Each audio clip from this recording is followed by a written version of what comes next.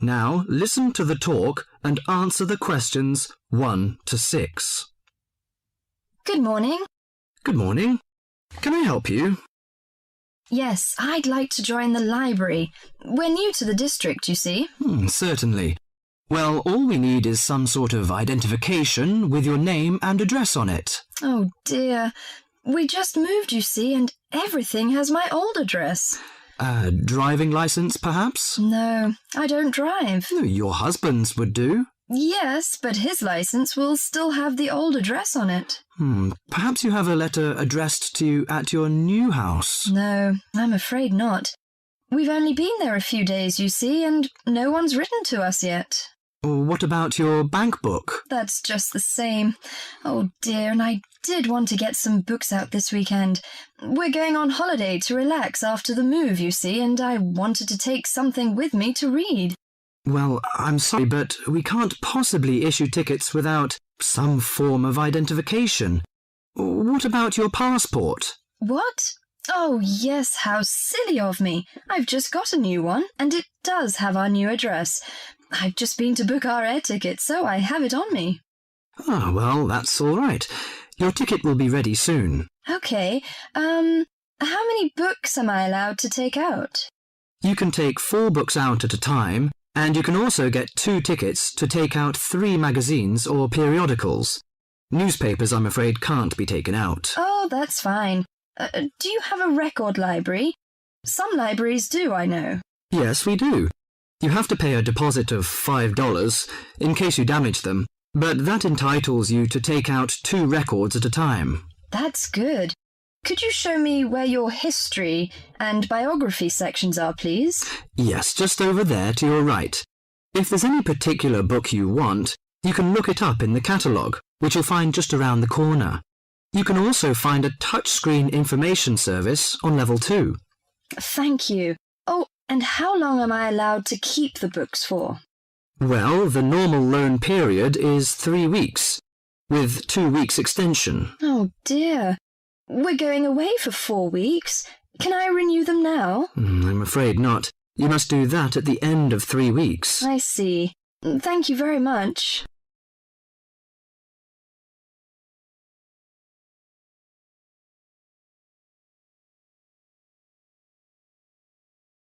Before the talk continues, you have some time to look at questions 7 to 10.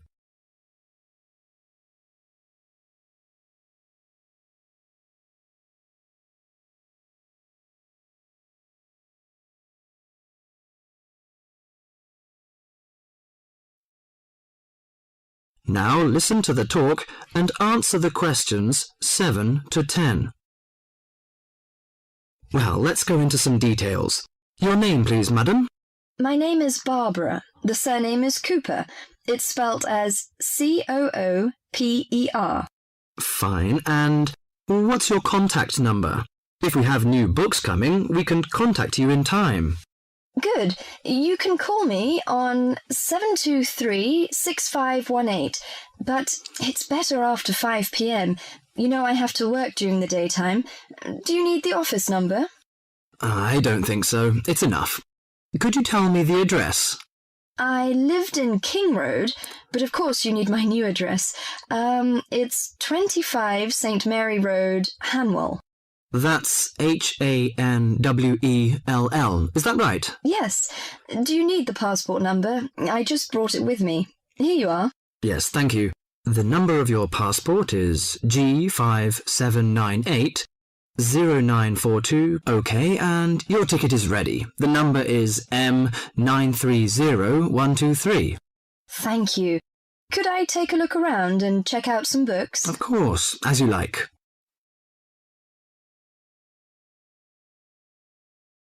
That is the end of part 1.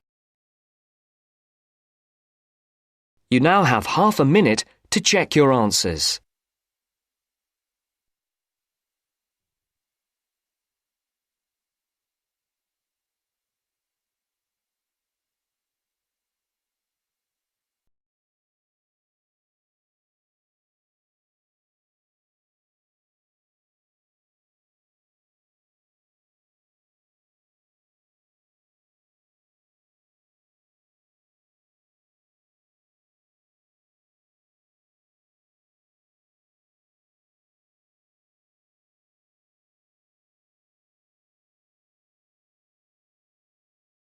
Now turns to part 2.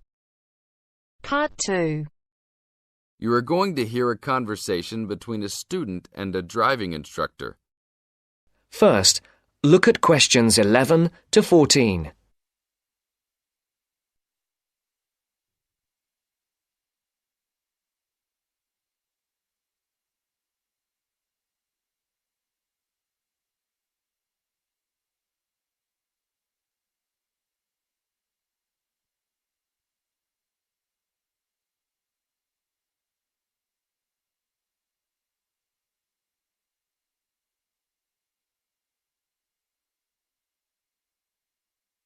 Listen carefully.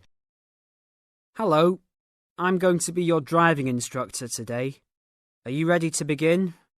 Hi, hope you don't mind. It's my first time driving a car. Of course not. That's my job. I teach people like you how to become a safe and responsible driver. So let's begin. Remember, the most important rule of driving: safety first. There are some steps to follow. First, you should put on your seatbelt. You should always remember to do that. In case of an accident or emergency, having a seatbelt on is of utmost importance. Okay, I have my seatbelt on. Now what should I do? Start the car. Good. Now make sure that the steering wheel is in the proper position and that your seat is not too far or not too close to the pedals. I'm all ready to go. Should I shift into first gear? Don't forget to put the parking brake down. You don't want to drive with that up. Oh yeah, I almost forgot. If I have the parking brake on, I won't be able to accelerate.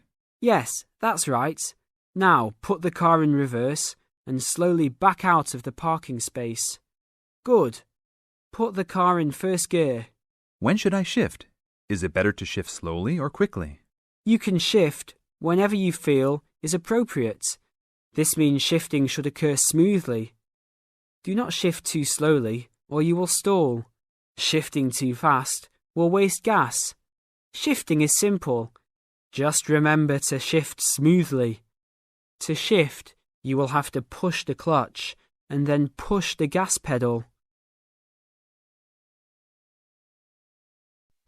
Before the broadcast continues, look at questions 15 to 20.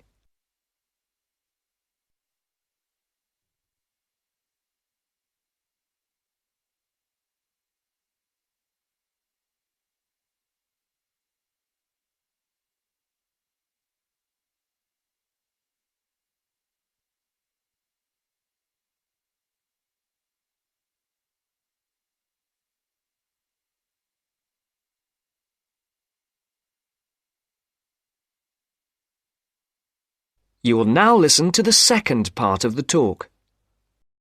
Remember, smoothly is the key to good shifting. Like this?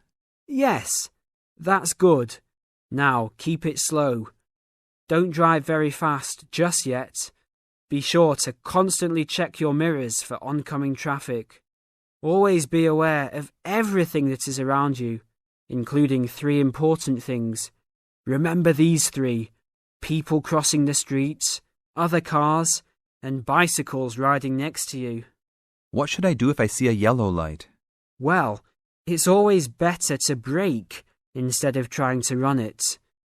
But if you're travelling at a speed where it's impossible to stop in time, then you should try to make it across the intersection. But remember, you should always try to stop. It's the safest way to avoid an accident. Even if I have to brake very suddenly? Yes, even if you have to brake suddenly. What about if a driver behind me is going a lot faster than I am? You should always be ready to move to a slower lane if a driver behind you is forcing you to go faster than you are comfortable with. Never try to speed up to accommodate a faster driver. You could risk an accident or a speeding ticket. It's better to let him go. That sounds like good advice. Be careful. There is a sharp turn up ahead. Remember to brake before turns. Otherwise, you might flip over if your speed is too high going into a turn. Got it. I know that I should always try to observe all traffic safety. That's right.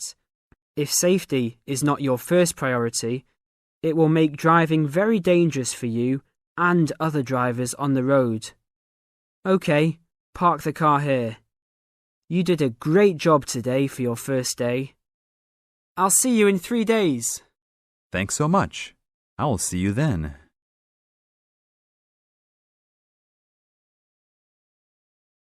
That is the end of part 2. You now have half a minute to check your answers.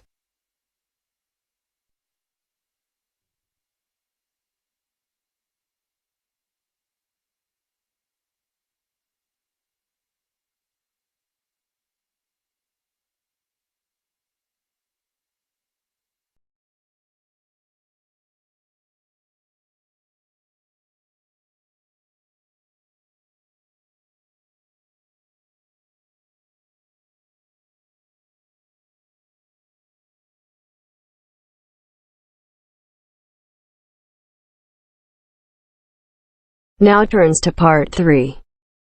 Part 3. First, you have some time to look at questions 21 to 26.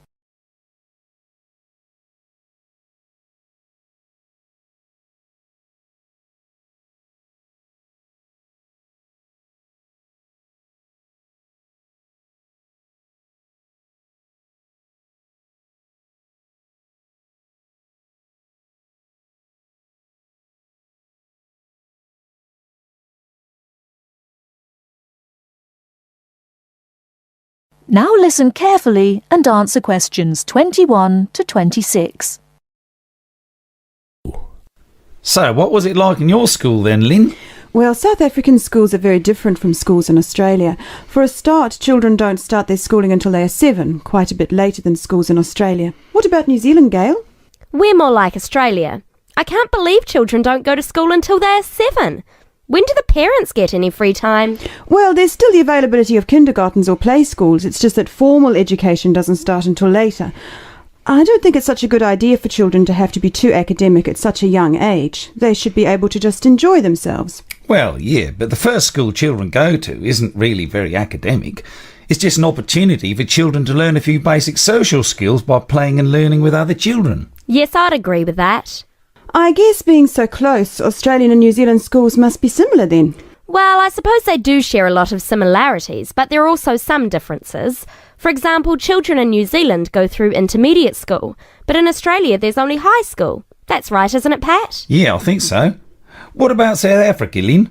Do you have an intermediate or high school? Oh, high school. And now the difference between Australian and New Zealand education is that although both countries have state schools and private schools, our private schools are very often run by religious groups, whereas New Zealand schools are secular. That's not true. There are quite a few religious schools in New Zealand. Oh, OK, maybe we are similar. Only a few South African schools have any religious connection, so I guess we're different. Most people go to state schools. Pat, is it true that some people from your country don't have to go to school at all? Well, that's partly true.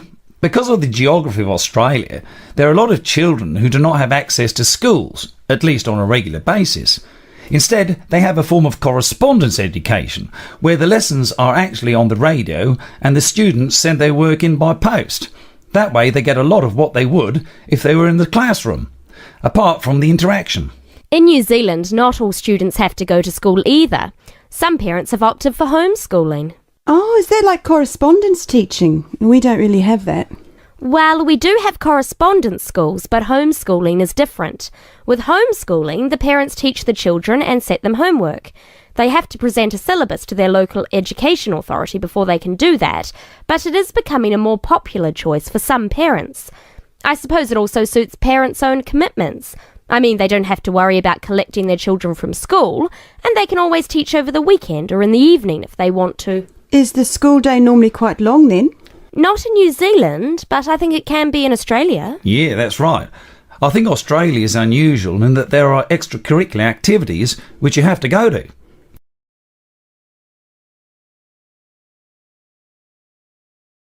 Before you hear the rest of the talk, you have some time to look at questions 27 to 30.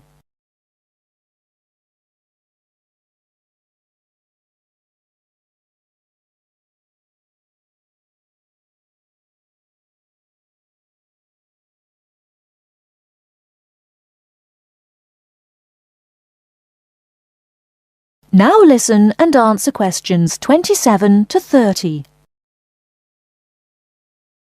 These are normally sport activities, but there are a few other options. We have activities after school for any student that is interested, but they aren't compulsory. What about in New Zealand, Gail? I had to do some sport every week. I didn't really like it, but it was part of the school day, so I guess that's not so bad. Anyway, I spent 2 years at boarding school, so things were a little different. Boarding school? What was that like? Well, the thing I remember most about it was the strict dress code. There were restrictions on everything. You had to wear a school uniform almost all of the time, and it had to be cleaned and ironed. The length of your skirt had to be no less than 1 inch above your knees when kneeling down. Sometimes we used to go out on school trips or just at weekends with a few friends, but whenever we were outside the school we had to wear a hat. There was one teacher who always used to give me extra homework because my socks weren't pulled up, and that was in the school late in the evening. I suppose it wasn't that bad, but at the time it felt like a prison. I kept getting into trouble for something. Most of the time I forgot something, normally my school badge. We had to wear that all the time, in the school and out, because it had our house colours on it. Wow, that doesn't sound like much fun. No, but it was a good education, I suppose.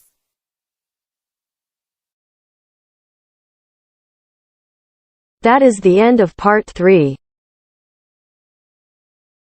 You now have half a minute to check your answers.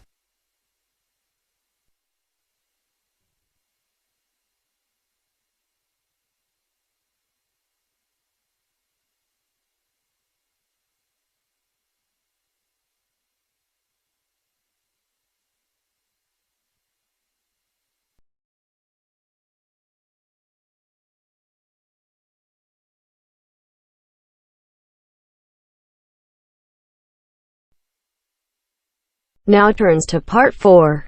Part 4. You're going to listen to a talk about tea in the UK. First, you have some time to look at questions 31 to 40.